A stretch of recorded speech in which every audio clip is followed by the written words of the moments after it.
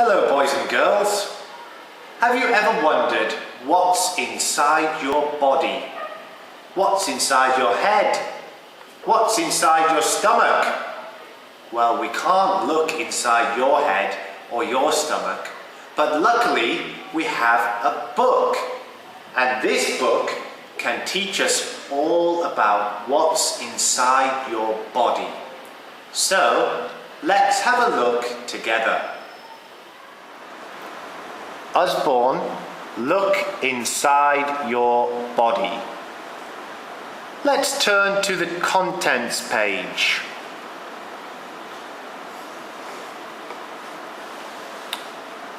Look inside your body. Your body is made of lots of parts that work together in very clever ways. Read on to find out how. The first page I want to go to is about eating food. Your food goes on a long journey inside you. Find out more about it on pages 2 to 3.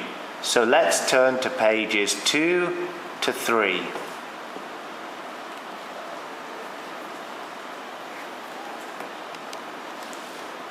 Eating food. You need food to eat to stay alive. Food gives you energy, helps you grow, and keeps you healthy. When you haven't eaten for a while, you feel hungry. Let's see what's under here.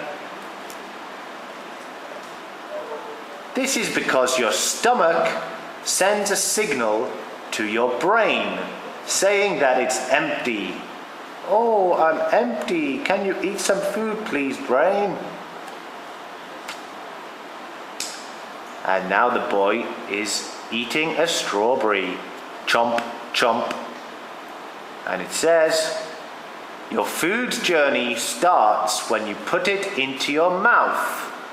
Let's see what happens in the mouth.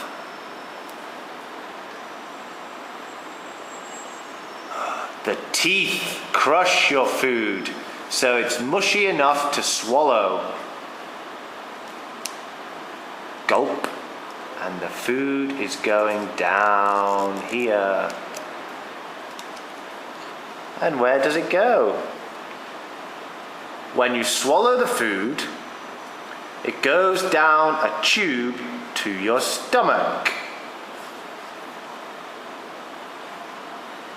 Here is the stomach. Food is squeezed and mushed up a lot in here. Churn, churn, gurgle, gurgle. Let's see what happens underneath. Juices are added here to mush up your food even more. What's under here? Then the mushy food leaves your stomach. Where is it going? Your food travels through long coiled up tubes called intestines. It goes through the small intestine first, then into the large intestine. Water is taken out of your food in these tubes. Muscles push the food along. Useful parts of the food go to the rest of your body from these tubes.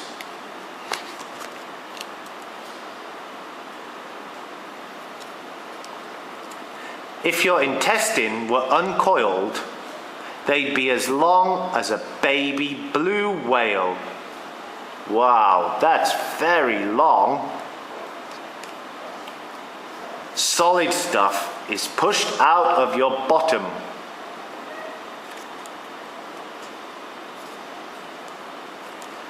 Muscles in both tubes push the food along.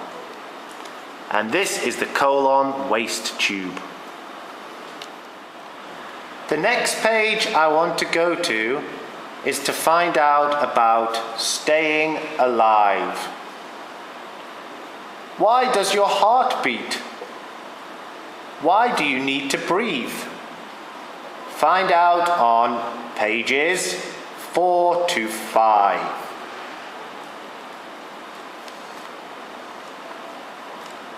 Staying alive. Nose, mouth. As you breathe in, you suck in air. Air has a gas called oxygen in it that you need to stay alive. You breathe air in through your nose or your mouth. When you breathe in, air goes down your windpipe and into a spongy bags called lungs. 1, 2 lungs. The heart. Your lungs breathe air in and out. Your lungs take the oxygen out of the air so that your body can use it. What's this? It's your diaphragm. Your diaphragm is a sheet of muscle. It moves down to allow your lungs to fill with air. Let's see what happens.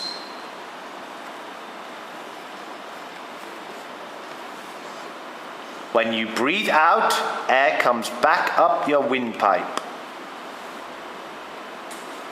When you breathe out, the used up air is pushed back up out of your nose and mouth. The oxygen goes into tiny sections of your lungs called air sacs.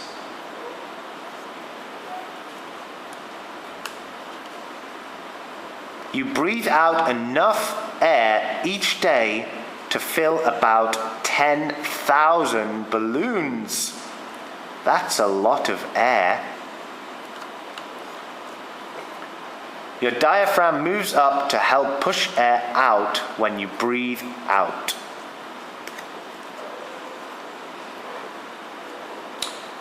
Oh, let's look here.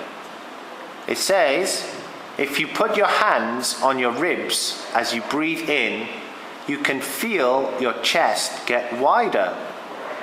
Why don't you try?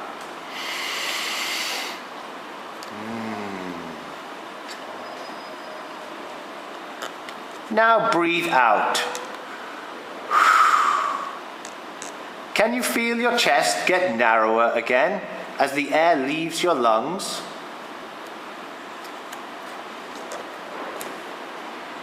Oh, what is this man doing? The oxygen from the air you breathe helps your muscles work. When you run or move quickly, your muscles need more oxygen.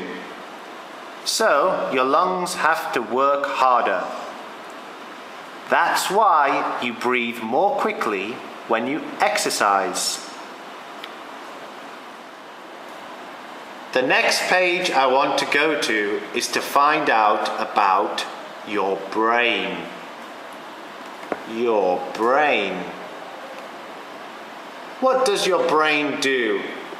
The answer's on pages 8 and 9. So let's turn to pages 8 and 9.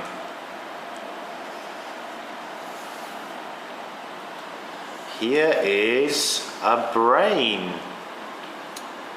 Different parts of your brain are in charge of different jobs. Let's look at the jobs that the parts of the brain have.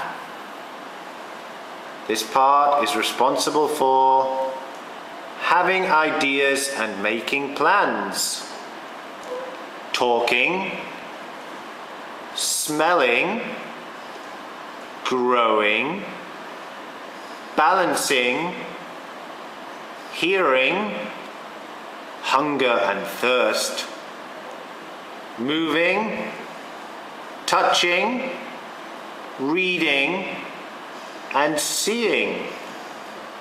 Let's have a closer look inside the brain.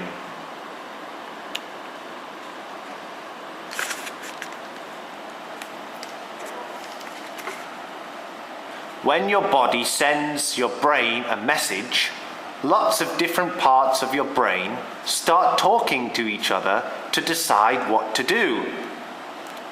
Let's follow the numbers to see what happens inside your brain when you see a friend. Hello, friend. Number 1. A message zooms from your eyes into your brain. I see a friend. Incoming message from the eyes. Who is it? Sending a message to memory team to find out. Message goes to the memory team. It's a friend. You recognize your friend's face. How do I feel? We need to go to another team. The feelings team.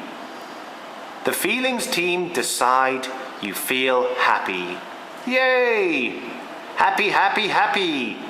I feel happy. What should I do? Message goes to the movement team.